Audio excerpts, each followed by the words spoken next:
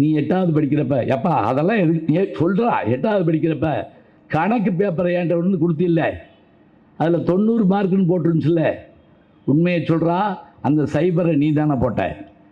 ஏப்பா இதை இப்போ தான் கேட்பாங்களா? நீ சொல்லு, என் உயிர் போகாது, ஆத்மா சாந்தி அடையாது, வீட்டையே பேயா சுற்றுவேன். நான் போடலப்பா சத்தியமா. சொல்கிறா உண்மையை சொல்லு, அந்த 90 மார்க்கில் சைபரை நீ தானே போட்ட. எப்பா நான் போடலப்பா, அந்த 9 தான்ப்பா நான் போட்டேன் அப்படின்னா. அவங்க அப்பே நினச்சிருக்காரு இவன் 9வது வாங்கியிருப்பான், சைபர் தான் போட்டிருப்பான்னு. அந்த முட்டாள் என்ன பண்ணியிருக்கான், சைபர் தான் வாங்கியிருக்கான். ஆனால் சொல்லியிருக்கேன் பாருங்க, நான் சைபரை நான் போடல, போட்டதை வந்தான். இங்கே இருங்க, திருக்குறள் நம்ம தான் சொல்லணும். ட்ரம்ப்பா சொல்லுவார் வந்து திருக்குறள், செல்வத்துள் செல்வம் இப்படி சேர்ந்து சொல்லிட்டோம்னா ஒரு வசதி. தேசியக்கு எதுவும் முழுசாக தெரியாது ரொம்ப பேருக்கு. கடைசியில் வந்து சேர்ந்துக்கிட்டு வாங்கி பார்த்துருக்கீங்களா, ஜேஏல வந்து அப்படி சேருவாங்க. ஒரு கூட்டத்தில் கேட்குறேன், செல்வத்துள் செல்வம்ங்கிறேன். ஒரு அம்மா எந்திரிச்சு திருமதி செல்வம் அப்படின்னு சொல்லுது. இப்போ கூட வர்றப்போ ஒரு காரில் ஒரு கண்ணாடி திறந்தோடனே ஒருத்தர், மூத்த பிள்ளைக்கு எப்போ கல்யாணம் வச்சுருக்கீங்கன்னாரு. நான் எல்லா பிள்ளைக்கும் கல்யாணம் பண்ணி கொடுத்துருக்கேன். யாருன்னு சன் டிவியில் சிங்கப்பெண்ணை சீரியல் போயிட்டுருக்கு. ஏன் நான் கூட இப்படி கவலைப்படல, அவர் கவலைப்பட்டு இருக்காரு.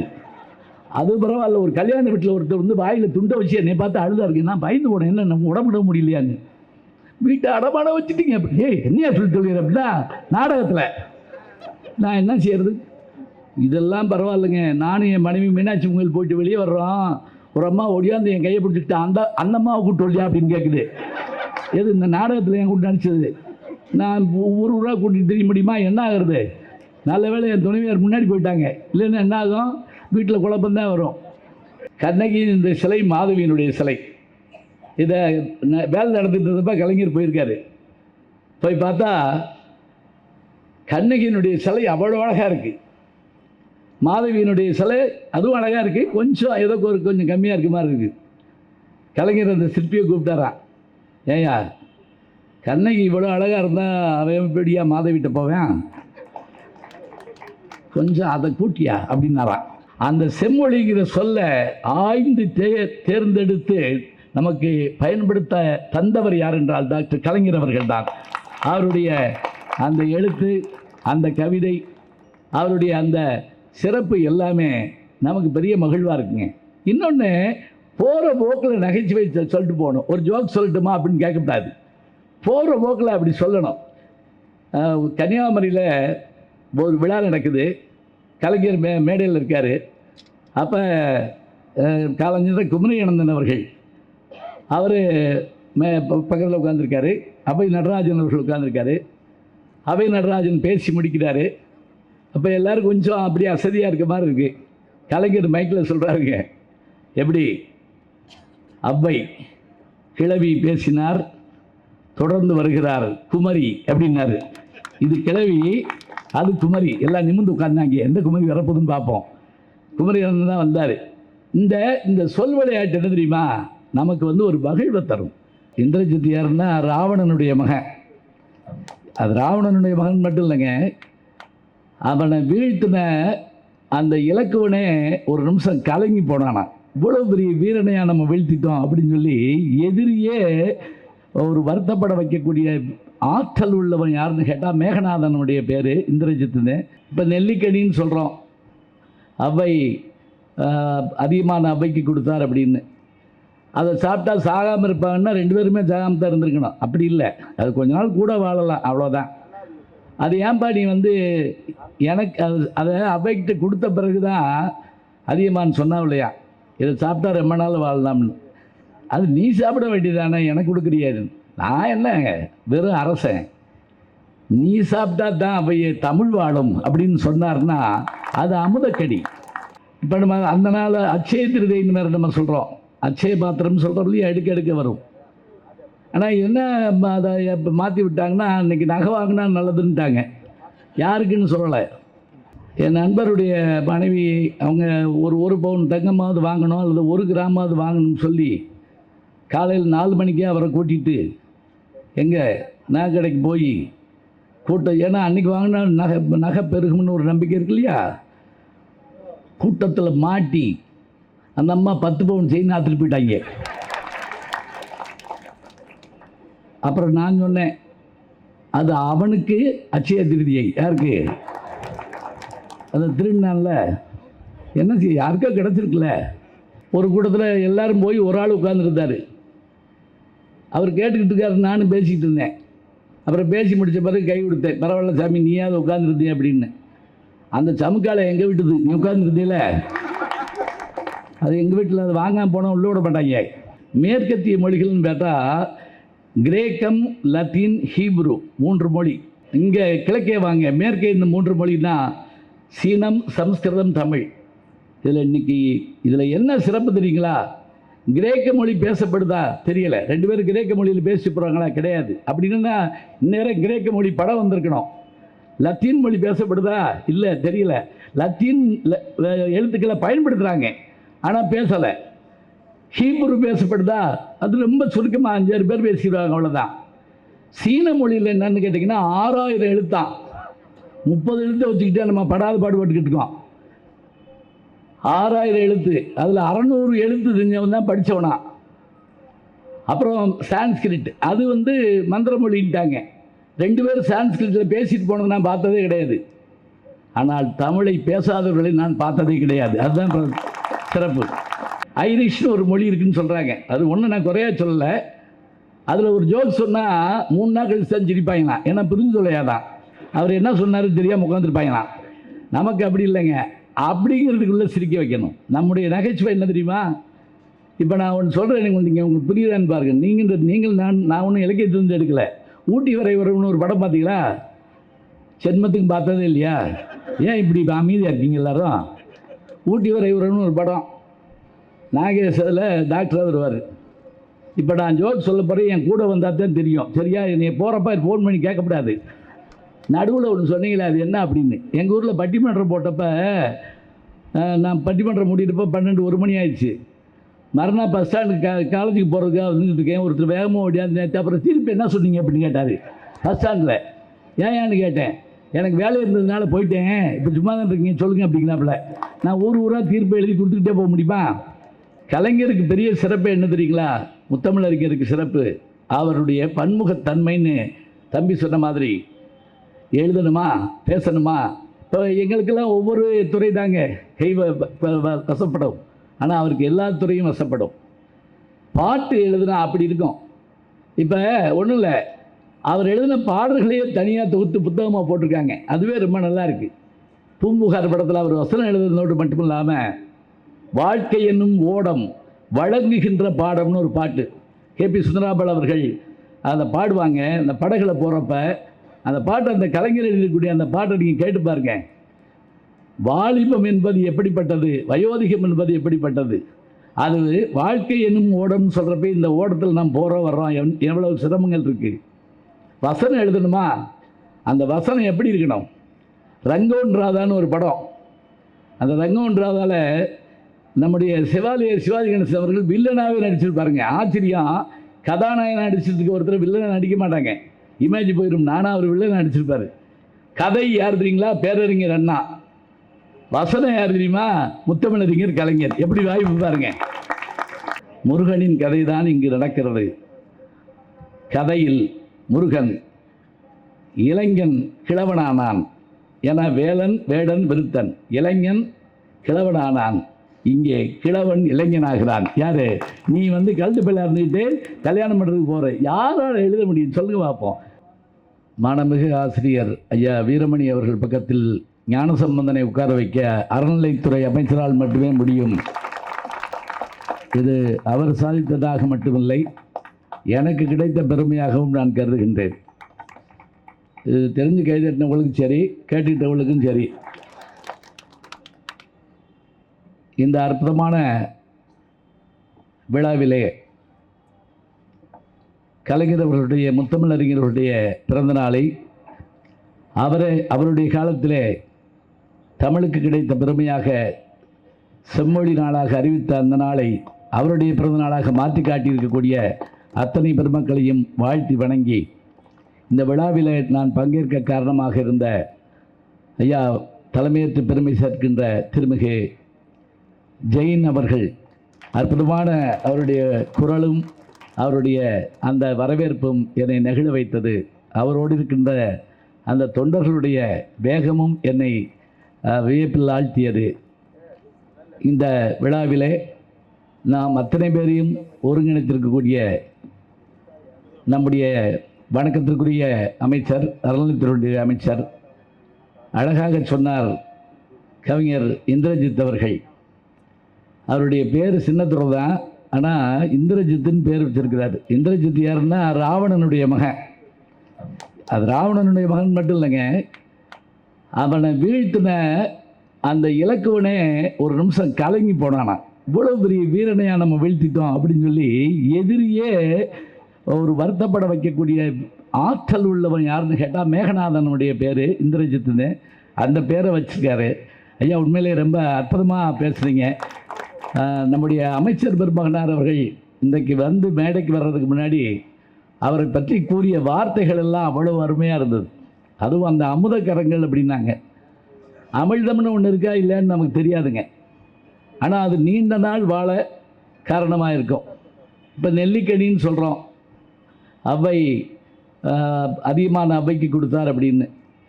அதை சாப்பிட்டா சாகாமல் இருப்பாங்கன்னா 2 பேருமே சாகாமல் தான் இருந்திருக்கணும். அப்படி இல்லை, அது கொஞ்ச நாள் கூட வாழலாம், அவ்வளோதான்.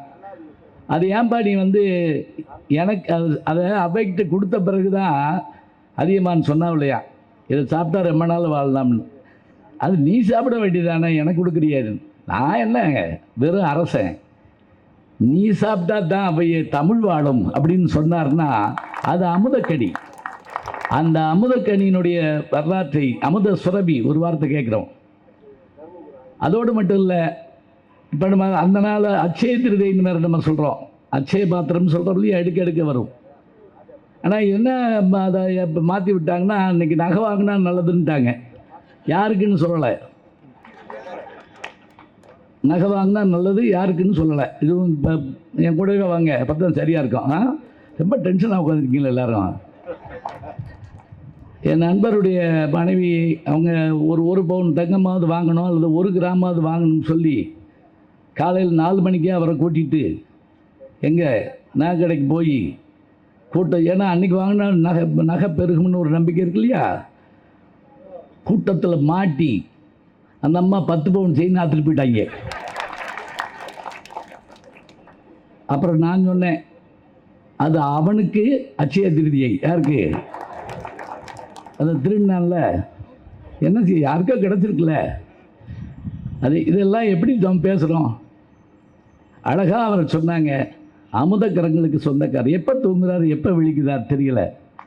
அதனால தாங்க இது நம்முடைய இந்த இயக்கத்தில் அவரால் இயங்க முடிகிறது என்றால், நானே ஒரு மேடையில் நம்முடைய முதல்வர் அவர்கள் சொல்லுகிற வார்த்தையை கேட்டேன். அவர் சேகர் பாபு மட்டுமில்லை, செயல் பாபு என்று ஒரு வார்த்தையை சொன்னார். அது உண்மையும் கூட, உண்மை வெறும் புகழ்ச்சி இல்லைன்னு சொல்வாங்க, பாரதியினுடைய வார்த்தை. அதே போல் ஐயா ஆசிரியர் ஐயா அவர்கள் இன்றைக்கும் அவருடைய வயது அப்படி படியேறி வர்றப்ப அவர் கையை பிடிக்கிறாங்க, வேணாம் நானே வந்துடுவேன் அப்படிங்கிறாருங்க. ஐயா உங்களை வணங்குகிறேன், 92 வயது சொல்லலாம், ஒன்றும் தப்பு இல்லை. எதுக்காக அப்படின்னா, இந்த வயதிலையும் எப்படி தந்தை பெரியார் அவர்கள் தன்னுடைய 96 வயதுலையும் பயணம் பண்ணிக்கிட்டே இருந்தாருங்கிறத நம்ம பார்க்குறோம். எத்தனையோ அவருக்கு உடல் சிரமங்கள் இருந்தது. நம்ம பல்வலினா வரமாட்டோம், தலைவலினா வரமாட்டோம். ஆனால் அவர் காலத்தில் அவ்வளோ வசதிகள் இல்லாமல் இருந்தபோது கூட அவர் மேடைக்கு வந்து பேசினார். எல்லாருக்கும் எல்லாம் சொல்லணுங்கிறத அவர் செய்கிறாருன்னு சொன்னால், அதுபோல் இன்றைக்கு அவர் விட்டு சென்ற அந்த வழியிலே நம்முடைய அருமை கவிஞர் சிநேகன் அவர்கள் சொன்னது போல் அவங்க போட்ட அந்த பாதையில் நம்மை வழிநடத்துகின்ற மாண்புமிகு ஆசிரியர் ஐயா அவர்களுக்கும் என்னுடைய அன்பு பாராட்டை சொல்லி, எனக்கு முன்பாக பேசிய அருமை நண்பர்கள், தொடர்ந்து நன்றியுரை கூற இருக்கின்ற நண்பர் தீன்தயாளன் அவர்கள், இங்கே வருகை தந்து பெருமை சேர்த்திருக்கின்ற அத்தனை பெருமக்களையும் வாழ்த்தி வணங்கி, கொஞ்ச நேரம் தான் பேசுவேன், ஒன்றும் இல்லை. ஏன்னா நம்ம எல்லாரும் யாருடைய பேச்சை கேட்க தயாராக இருக்குன்னு தெரியும். இந்த பேசுகிறது கூட எவ்வளோ நேரம் பேசுகிறதுன்னு மேடையில் கேட்டுட்டு வருவோம். விருப்பப்பட்ட நேரம் பேசுங்கன்னு சொல்லுவாங்க. அது ஒரு அன்பில் சொல்கிறது. இப்போ யார் வீட்டுக்காவது விருந்துக்கு போனோம்னு வச்சுக்கோங்களேன், 10 நாள் தங்கிட்டு தான் போடும்பாங்க. நம்ம சரின்னு படுத்துடக்கூடாது. எம்பிட்டு நேரம் வேணாலும் பேசுங்கன்னு சொன்ன உடனே நான் உடனே ஆஹா ஜெத்தை எதிர்பார்த்தேன், மேடை கிடைக்காம திருறேன் அப்படி சொல்லக்கூடாது. 10 நாள் தங்கிட்டு போகணும்னு சொன்ன உடனே என்ன செய்யணும் தெரியுமா? ரொம்ப நன்றிங்க, என் கடைசி பஸ் போயிடும், நான் போயிட்டு வரட்டும், போயிட்டு வாங்கன்னு அவரே வந்து ஏற்றிட்டு போயிடுவார். அதுதான் நல்லது. நான் ஒரு சின்ன கிராமத்துக்கு போயிருந்தப்ப எவ்வளவு நேரம் பேசணும்னு அந்த ஊர் தலைவர்கிட்ட கேட்டேன், பஞ்சாயத்து போர்டு தலைவர்கிட்ட. அவர் ஒடியாந்து என் கையை பிடிச்சிட்டு கண் கலக்கிட்டார். என்ன இப்படி கேட்குறீங்க, இது உங்கள் ஊரியா? எம்பிட்டு நேரம் வேணாலும் நீங்கள் பேசுங்க, நாங்கள் போயிடுவோம் அப்படின்னாரு. நீங்கள் பேசுங்க, நாங்கள் போயிடுவோம். நான் யார்கிட்ட பேசுவேன்? மைக் சக்தி யார்கிட்ட பேசுவேன்னா? எனக்கே ஒரு ஞாபகம் இருக்குங்க, முந்தையெல்லாம் தனி சொற்பொழிவு போவோம். உண்மையிலே தனி சொற்பொழிவு எப்படி சொல்லுங்க, நான் மட்டும்தான் இருப்பேன். ஒரு கூட்டத்தில் எல்லாரும் போய் ஒரு ஆள் உட்காந்துருந்தார். அவர் கேட்டுக்கிட்டு இருக்காரு, நானும் பேசிக்கிட்டு இருந்தேன். அப்புறம் பேசி முடித்த பிறகு கை கொடுத்தேன், பரவாயில்ல சாமி நீயாவது உட்காந்துருந்தீங்க அப்படின்னு. அந்த சமுக்காலை எங்கள் வீட்டுது, நீ உட்காந்துருந்தீல அது எங்கள் வீட்டில், அது வாங்காமல் போனால் உள்ள விட மாட்டாங்க. அதனால் நீ என்ன பேசுனேன்னு எனக்கு தெரியாது, சமுக்காலை ஏங்குது சொல்லுவாப்புல, மாப்பிள்ளை அவர் தான் கட்டாயம் என்னதுப்பாங்கல்ல, அது மாதிரி தான். இதெல்லாம் என்னதாங்க, பேச்சு மூலமாக ஈர்த்து உட்கார வைக்க முடியுமா? செய்தி காட்டினார்கள்ங்க. நான் சின்ன பிள்ளையாக இருக்கப்போ பார்த்துருக்குறேன், மதுரையில் தமுக்க மைதானத்தில் நம்முடைய திராவிட கழகத்தினுடைய, திராவிட முன்னேற்ற கழகத்தினுடைய கூட்டத்தினுடைய பெருமக்கள் அறிஞர் அண்ணா அவர்கள் மற்றும் கலைஞர் அவர்கள் பேசுகிற பேச்சுக்கு டிக்கெட் போட்டிருப்பாங்க. டிக்கெட் கொடுத்து போய் பேச்சு கேட்கணும். இது நம்ம நம்ப முடியுதா? நம்பணும். ஏன் தெரியுங்களா? அந்த பேச்சை 10 நாளைக்கு பேசிக்கிட்டே போவோம். அதுதான் வேணும், கேட்கணும், மனசுக்குள்ளே நிற்கணும். அப்படியே எத்தனை துறைகளில் சாதித்தவர் கலைஞர். செம்மொழின்னா இப்போ சமீபத்தில் லண்டன் போயிருந்தேன். இப்படி பேச்சுக்கு நடுவில் லண்டன் போயிருந்தேன், அமெரிக்கா போயிருந்தேன்னு சொல்லுவேன். நீங்கள் நம்பிட்டு தான் ஆகணும், வேறு வழி கிடையாது. ஆதாரம் என்னான்னு கேட்டால், ஐயா அவர்கள் அமைச்சர் அவர்கள் என்கிட்ட ஃபோனில் கேட்டாங்க, எங்கே இருக்கீங்கன்னாரு. ஐயா இப்படி வெளியூர் போயிட்டுருக்கேன், இல்லை விமானத்தில் இருக்கேன்னு. சரி நீங்கள் எத்தனாம் தேதி திரும்பி வருவீங்க அப்படின்னாரு. இல்லை ரொம்ப நாள் ஆகும் போல் இருக்கு அப்படின்னு. விமானத்தில் இருக்க போகிறீங்களா அப்படின்னு கேட்டார். நான் ரொம்ப நாளாக விமானத்துலேயே உட்காந்து, எனக்கு அப்போவுமே திருப்பி வந்துருச்சு, விமானத்துலேயே இருக்க போகிறீங்களாட்டார். இல்லை இல்லை இறங்கிடுவேன், நீங்கள் வாங்க விழாவுக்கு வாங்கன்னாரு. இப்போ லண்டன் போயிருந்த போது நான் பார்த்த ஒரு விஷயம் என்ன தெரியுங்களா? செம்மொழிகள் 6 மொழிகளில் அது என்னென்னு கேட்டால் நம்ம வரிசையாக சொல்லுவோம். மேற்கத்திய மொழிகள்னு கேட்டால் கிரேக்கம், லத்தீன், ஹீப்ரு 3 மொழி. ஹீப்ரு மொழி தான் அதனுடைய கிளை மொழியாக அராமிக்கில் தான் இயேசுநாதர் பேசினார்னு புதிய ஏற்பாடு சொல்லுது. இந்த மொழியை, இந்த எழுத்தை நான் லண்டன் மியூசியத்தில் போய் பார்த்தேங்க. அதான் ஆச்சரியம். கிரேக்கம், லத்தீன், ஹீப்ரு. இந்த ஹீப்ரு மொழியினுடைய அந்த எழுத்தை நான் பார்த்து ஆச்சரியப்பட்டு போனேன். ஏன்னா உலகின் பழைய மொழியை பார்க்க கொடுத்து வச்சுருக்கணும். எப்படி நம்முடைய தமிழ் கல்வெட்டையோ தமிழ் எழுத்தையோ ஓலைச்சுவடியோ பார்த்த உடனே நம்முடைய கண் அப்படி கலங்கி போது பாருங்க. இவெல்லாம் எங்கள் சொத்து, எங்களுடைய பாரம்பரியம் சொல்கிறோம் இல்லையா? அதுபோல் அதே போல் இங்கே கிழக்கே வாங்க, மேற்கே இந்த 3 மொழின்னா சீனம், சமஸ்கிருதம், தமிழ். இதில் என்ன சிறப்பு தெரியுங்களா? கிரேக்க மொழி பேசப்படுதா தெரியல. 2 பேரும் கிரேக்க மொழியில் பேசி போகிறாங்களா? கிடையாது. அப்படின்னா இந்நேரம் கிரேக்க மொழி படம் வந்திருக்கணும். லத்தீன் மொழி பேசப்படுதா? இல்லை, தெரியல. லத்தீன் எழுத்துக்களை பயன்படுத்துகிறாங்க, ஆனால் பேசலை. ஹீப்ரு பேசப்படுதா? அது ரொம்ப சுருக்கமாக 5-6 பேர் பேசிடுவாங்க, அவ்வளோதான். சீன மொழியில் என்னன்னு கேட்டிங்கன்னா 6000 எழுத்தான். 30 எழுத்தை வச்சுக்கிட்டே நம்ம படாத பாடுபட்டுக்கிட்டு இருக்கோம். 6000 எழுத்து, அதில் 600 எழுத்து தெரிஞ்சவன் தான் படித்தவனா. அப்புறம் சான்ஸ்கிரிட், அது மந்திர மொழின்ட்டாங்க. 2 பேரும் சான்ஸ்கிரிட்டில் பேசிட்டு போனது நான் பார்த்ததே கிடையாது. ஆனால் தமிழை பேசாதவர்களை நான் பார்த்ததே கிடையாது. அதுதான் சிறப்பு. என்ன மகிழ்ச்சி தெரியுங்களா? இப்போ நான் ஒரு நகைச்சுவை சொன்ன உடனே உங்களால் சிரிக்க முடியும்னு வைங்க. அவ்வளவு எளிமையாக என்னால் கொடுக்க முடியுதுன்னா அதாங்க மொழிக்கு பெருமை. இப்போ பிற மொழியில் எப்படி உண்டா? ஐரிஷ்னு ஒரு மொழி இருக்குதுன்னு சொல்கிறாங்க. அது ஒன்றும் நான் குறையா சொல்லலை. அதில் ஒரு ஜோக் சொன்னால் 3 நாள் கழிச்சு தான் சிரிப்பாங்களாம். ஏன்னா புரிஞ்சு சொல்லையாதான் அவர் என்ன சொன்னார் தெரியாமல் உட்காந்துருப்பாங்களாம். நமக்கு அப்படி இல்லைங்க, அப்படிங்கிறதுக்குள்ளே சிரிக்க வைக்கணும். நம்முடைய நகைச்சுவை என்ன தெரியுமா? இப்போ நான் ஒன்று சொல்கிறேன், எனக்கு நீங்கள் உங்களுக்கு புரியுதான்னு பாருங்கள். நீங்கள் நான் ஒன்றும் இலக்கியத்திலிருந்து எடுக்கலை. ஊட்டி வரை உறவுன்னு ஒரு படம் பார்த்தீங்களா? ஜென்மத்துக்கு பார்த்ததே இல்லையா? ஏன் இப்படி அமைதியாக இருக்கீங்க எல்லாரும்? ஊட்டி வரை உறவுன்னு ஒரு படம். நாகேஷ் அதில் டாக்டராக வருவார். இப்போ நான் ஜோக் சொல்ல போகிறேன், என் கூட வந்தால் தான் தெரியும். சரியா? நீ போகிறப்ப ஃபோன் பண்ணி கேட்கக்கூடாது. நடுவில் ஒன்று சொன்னீங்களே, அது என்ன அப்படின்னு. எங்கள் ஊரில் பட்டிமன்றம் போட்டப்போ நான் பட்டிமன்றம் முடியிட்டப்போ 12 1 மணி ஆயிடுச்சு. மறுநாள் பஸ் ஸ்டாண்டுக்கு காலேஜுக்கு போகிறதுக்காக வந்துட்டு இருக்கேன். ஒருத்தர் வேகமாக ஓடியாந்து நேற்று அப்புறம் திருப்பி என்ன சொன்னீங்க அப்படின்னு கேட்டார் பஸ் ஸ்டாண்டில். ஏன்னு கேட்டேன். எனக்கு வேலை இருந்ததுனால போயிட்டேன், இப்போ சும்மா தான் இருக்கீங்க சொல்லுங்கள் அப்படிங்கிறாப்புல. நான் ஊராக தீர்ப்பு எழுதி கொடுத்துக்கிட்டே போக முடியுமா? அந்த ஊட்டி வரை உறவில் நாகேஷ் டாக்டராக இருப்பார். அங்கேருந்து ஒருத்தர் வந்து, நான் உங்கள் பழைய பேஷண்ட் அப்படிம்பா, பழைய நோயாளி அப்படிம்பா. இருக்க முடியாதே அப்படிம்பார். அவ்வளோதாங்க ஜோக்கு. ஏன் இருக்க முடியாது தெரியுமா? அவங்க எல்லாம் செத்து போயிருப்பாங்க. நான் உங்கள் பழைய பேஷண்ட்டு, இருக்க முடியாதே. ஏன்னா அவங்க எல்லாம் ஒன்றும் செத்து போயிருப்பாங்க, இல்லைன்னா திருப்பி ஏன்ட்ட வர மாட்டாங்க. இதை இப்படி போகிற போக்கு அப்படிங்கிறதுக்குள்ள சொல்லணும். அதை சொல்கிறது பெருசு இல்லைங்க, அதை வாங்கி சிரிக்க நம்ம பழகணும்.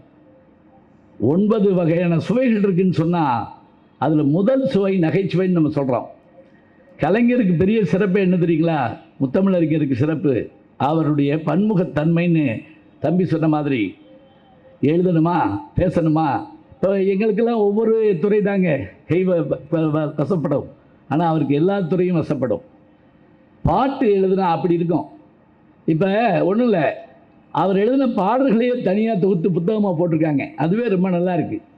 பூம்புகார் படத்தில் அவர் வசனம் எழுதுனதோடு மட்டும் இல்லாமல் வாழ்க்கை என்னும் ஓடம் வழங்குகின்ற பாடம்னு ஒரு பாட்டு KP சுந்தராம்பாள் அவர்கள் அதை பாடுவாங்க. அந்த படகுல போகிறப்ப அந்த பாட்டு, அந்த கலைஞர் எழுதக்கூடிய அந்த பாட்டை நீங்கள் கேட்டு பாருங்க. வாலிபம் என்பது எப்படிப்பட்டது, வயோதிகம் என்பது எப்படிப்பட்டது, அது வாழ்க்கை என்னும் ஓடம்னு சொல்கிறப்ப இந்த ஓடத்தில் நாம் போகிறோம் வர்றோம், எவ்வளவு சிரமங்கள் இருக்குது. வசனம் எழுதணுமா, அந்த வசனம் எப்படி இருக்கணும். ரங்கோன் ராதான்னு ஒரு படம். அந்த ரங்கோன் ராதாவில் நம்முடைய சிவாஜி கணேசன் அவர்கள் வில்லனாகவே நடிச்சிருப்பாருங்க. ஆச்சரியம், கதாநாயகன் நடிச்சதுக்கு ஒருத்தர் வில்லனை நடிக்க மாட்டாங்க, இமேஜ் போயிடும். நானும் அவர் வில்லனை நடிச்சிருப்பார். கதை யார் தெரியுங்களா? பேரறிஞர் அண்ணா. வசனம் யார் தெரியுமா? முத்தமிழறிஞர் கலைஞர். எப்படி வாய்ப்பு பாருங்க. அதில் என்ன வசனம் முக்கியமானது தெரியுங்களா? அதில் அவர் என்ன பண்ணுவார், தான் மனைவியோடைய தங்கச்சியை கல்யாணம் பண்ணணும்னு நினைப்பார். அது அந்த காலத்தில் ஒரு வழக்கமாக வச்சுருந்தாங்க, என்ன சொத்து போயிடக்கூடாதுங்கிறதுக்காக. அதுக்காக தான் மனைவியை பாடாப்படுத்தி பைத்தியம் ஆக்கிட்டு இருப்பார். அப்புறம் அந்த அம்மா நேரடியாக கேட்டுறோம், ஏன் இப்படிலாம் பண்ணுறீங்க, உன் தங்கச்சி என்ன உன் கூட பிறந்தவ தானே சொல்லிவிட்டு சும்மா இருக்க மாட்டாமே. எப்படி வாசல் பாரு, இங்கே பாரு ஜோடி புறாக்களை பாரு, 2 இருக்கா, அந்த பாரு இவங்க அந்த இவங்களை பாரு, அப்படி ஒவ்வொன்றா சொல்லிவிட்டு, என்ன நீங்கள் கும்பிடுற சாமி, அந்த முருகனுக்கே 2 மனைவி தானே, நாங்கள் ஏன் கட்டக்கூடாது அப்படின்னு கேட்பார். அதுக்கு அந்த அம்மா சொல்கிற வசனம் இருக்கு பாருங்க, அதை ரசிக்கணும்னா நாம் என்ன செய்யணும்னா சில செய்திகளை உள்வாங்கினா தாங்க முடியும். பானுமதி சொல்கிற மாதிரி ஒரு வசனம் அவர் என்ன தெரியுமா? ஆம், முருகனின் கதை தான் இங்கு நடக்கிறது. கதையில் முருகன் இளைஞன் கிழவனானான் என வேடன் விருத்தன். இளைஞன் கிழவனானான், இங்கே கிழவன் இளைஞனாகிறான். யார்? நீ கழுத்து பிள்ளை இருந்துக்கிட்டு கல்யாணம் பண்ணுறதுக்கு போகிற. யாரால் எழுத முடியும் சொல்லுங்க பார்ப்போம். அதாவது வெளியே போக மாட்டாங்க, பாட்டுக்கு தான் சில பேர் வெளியே பாட்டுக்கு போகல, வசனத்துக்காக உட்காந்துருக்கிறது. நாங்கள்லாம் சின்ன பிள்ளையில் எதுக்கு ஓடுது முக்கியமாக படத்துக்கு முன்னாடி கலைஞர் அப்படி எந்திரிச்சு டேபிள் முன்னாடி நின்றுட்டு ஒரு 10 நிமிஷம் பேசுவாருங்க. பூம்புகார படம் பாருங்க, முன்னாடி நின்று அந்த சிலப்பதிகாரத்தை பற்றி ஒரு முன்னுரை கொடுப்பாருங்க. இன்றைக்கி நான் யூடியூப்பில் சிலப்பதிகாரம் பற்றி பேசுகிறேன், சித்திரை செல்வம் பற்றி பேசுகிறேன், உலகமெல்லாம் போகுதுன்னு சொன்னால் இதற்கெல்லாம் விதை போட்டவர்கள் யார் என்று கேட்டால் கலைஞர் முத்தமிழறிஞரை போன்றவர்கள் தான். நீங்கள் இதுக்கு போயிருக்கீங்களா? பூம்புகாரில் அந்த கலைக்கூடம் இப்போ வள்ளுவர் கூடத்தை புதுப்பிச்சுட்டாங்க. அந்த பார்த்த உடனே ஒரு பெரிய மகிழ்ச்சி. ஏன்னா நான் பலமுறை இங்கே பேசியிருக்கேன். அந்த பூம்புகார் கலைக்கூடத்துக்கு போங்க, கண்ணகியின் இந்த சிலை மாதவியினுடைய சிலை, இதை வேலை நடந்துட்டு இருந்தப்ப கலைஞர் போயிருக்காரு. போய் பார்த்தா கண்ணகியினுடைய சிலை அவ்வளோ அழகாக இருக்குது, மாதவியினுடைய சிலை அதுவும் அழகாக இருக்குது, கொஞ்சம் ஏதோ கொஞ்சம் கம்மியாக இருக்க மாதிரி இருக்குது. கலைஞர் அந்த சிற்பியை கூப்பிட்டாரான், ஏயா கண்ணகி இவ்வளோ அழகாக இருந்தால் அவன் எப்படியா மாதவிட்ட போவேன், கொஞ்சம் அதை கூட்டியா அப்படின்னாரான். ஏன்னா நம்ம இன்னொன்று நம்மளை இழுத்தாத்தான் நம்ம போவோம். இப்போ சொன்னாங்க பாருங்க, என்னென்ன சாப்பாடு போடுறாங்கிறத பட்டியல் போடுறாங்க. தலைவாழை இலை போட்டு அதில் போடப்பட்ட உணவு வகைகள். நம்ம சின்ன பிள்ளையா இருக்கப்ப விளையாடுறப்ப எல்லோரும் அவங்க கையை வந்து பார்த்து உங்கள் வீட்டில் என்ன குழம்பு அப்படின்னு ஒரு விளையாட்டு விளையாடுவோம். இப்போ நம்ம கையிலேயே சாப்பிட்றது இல்லையே, அது வேறு விஷயம். சர்வபள்ளி ராதாகிருஷ்ணன் அவர்கள் நம்முடைய ஜனாதிபதியாக இருந்தவர். 62 பல்கலைக்கழகங்களில் அவருடைய நூல் வந்து பாடப்புத்தகமாக இருந்தது. 40 பல்கலைக்கழகங்கள் அவருக்கு டாக்டர் பட்டம் கொடுத்துறேன். அவர் ஒரு முறை லண்டன் போயிருந்தப்ப சாப்பாடை கையில் எடுத்து சாப்பிட்டாராம்.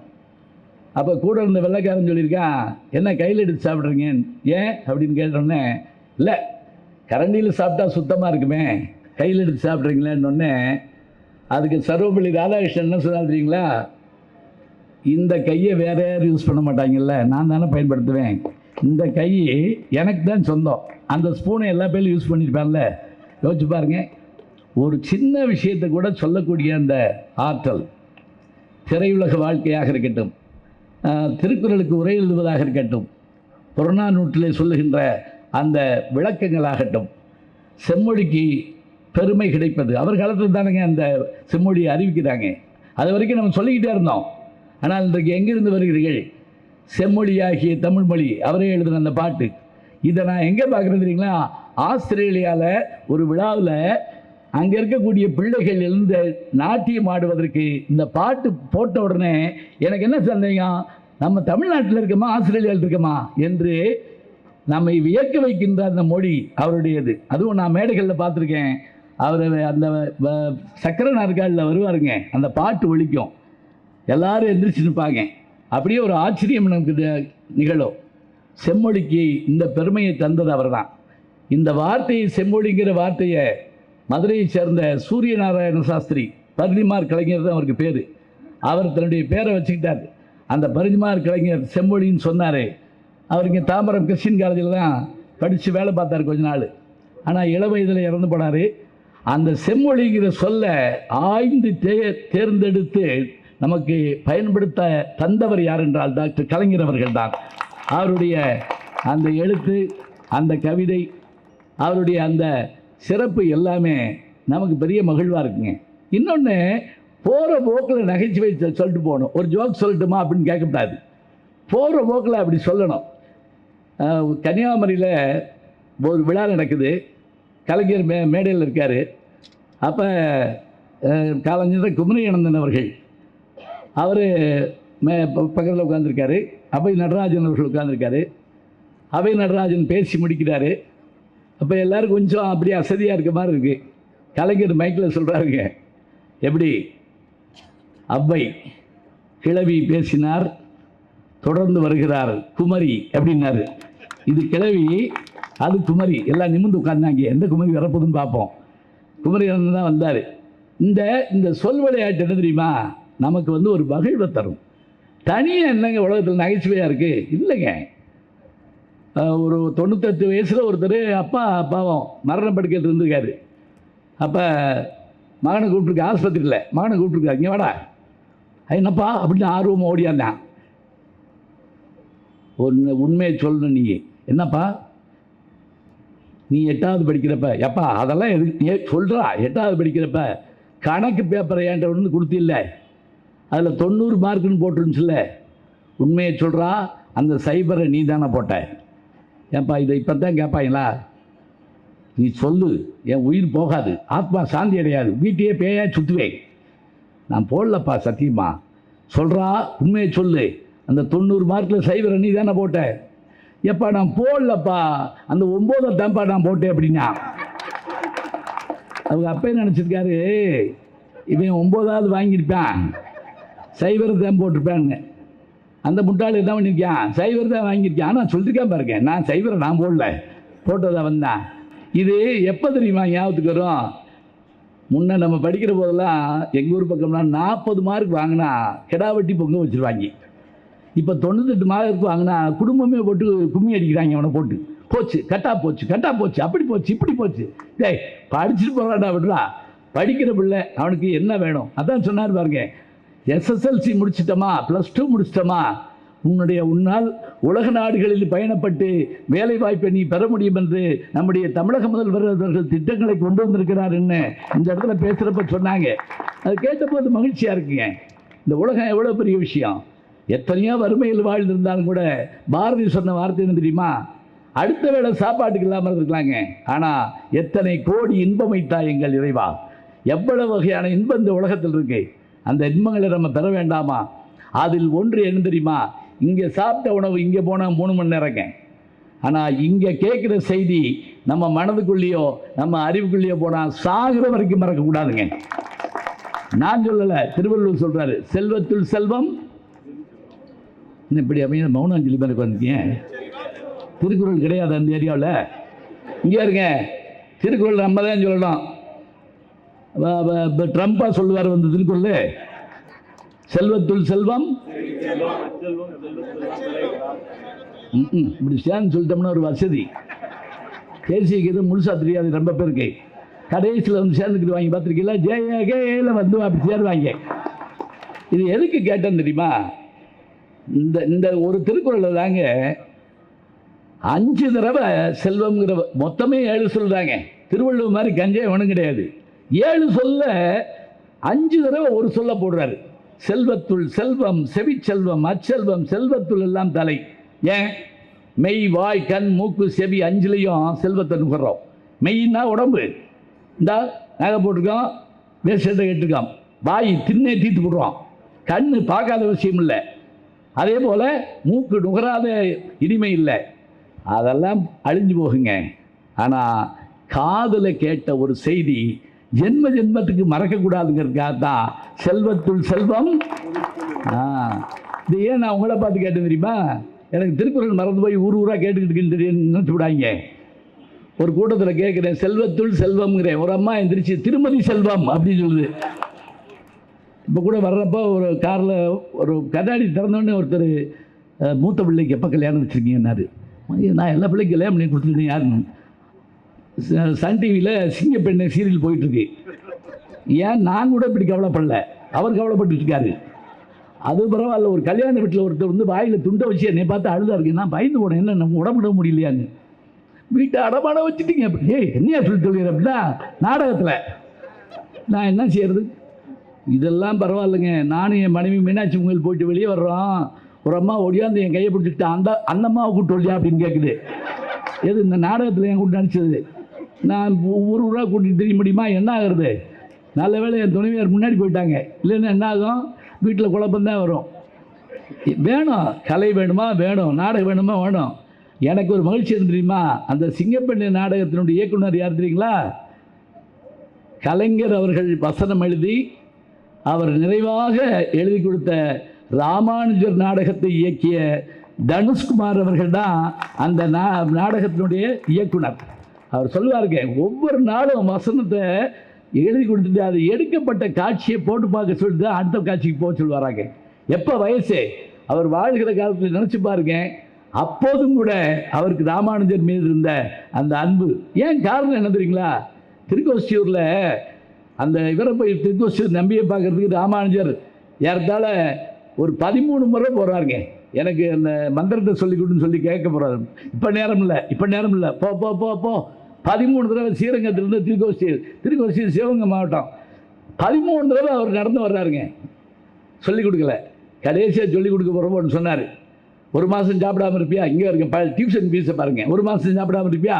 சாப்பிடாமல் இருப்பேன். தண்ணி குடிக்காமல் இருப்பேன். 15 நாளைக்கு தண்ணி குடிக்காமல் இருப்பேன். இப்படி கிடந்து தாங்க அந்த மந்திரத்தை தெரிஞ்சுக்கிறாரு. அப்புறம் சொல்லிக் கொடுக்கணும்னு சொன்னார்.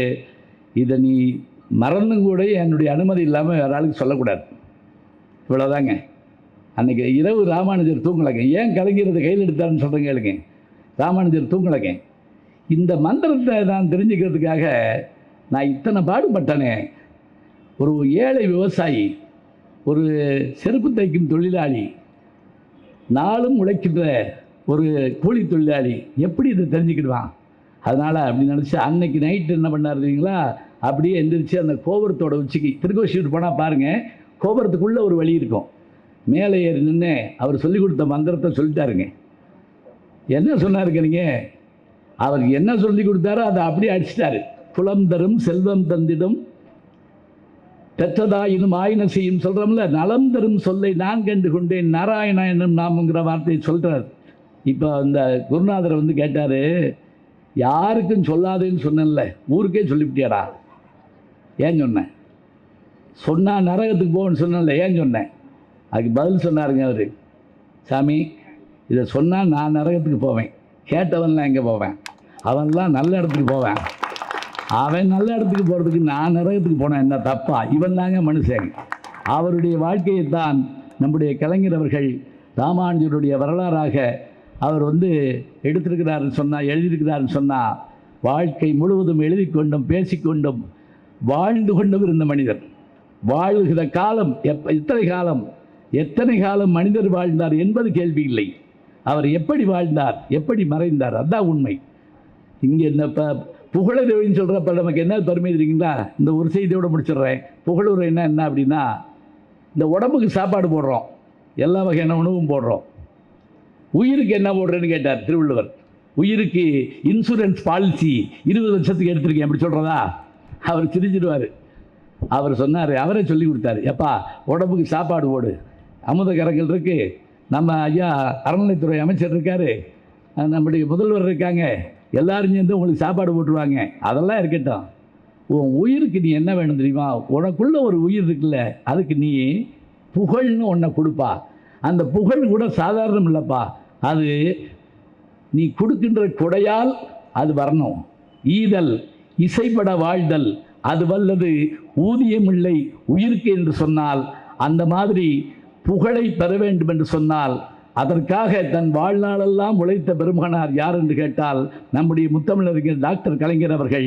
அவருடைய பிறந்தநாளை செம்மொழி தினமாக அறிவித்து மாதம் முழுவதும் அதை கொண்டாடுகின்ற, வருடம் முழுவதும் அதனை கொண்டாடுகின்ற நம்முடைய அறநிலைத்துறை அமைச்சர் அவர்களுக்கு என்னுடைய வணக்கத்தை சொல்லி, திருச்செந்தூரில் குடமுழுக்கு விழா தமிழ் வழியில் நடக்க இருக்கிறது. கேட்க கேட்க பெருமையாக இருக்குது. அந்த நல்ல விழாவையும் நீங்கள் சிறப்பாக நடத்தர வேண்டும் என்று கேட்டுக்கொண்டு நல்ல வாய்ப்பை தந்த பெருமக்களை வாழ்த்தி வணங்கி விடைபெறுகிறேன். நன்றி, வணக்கம்.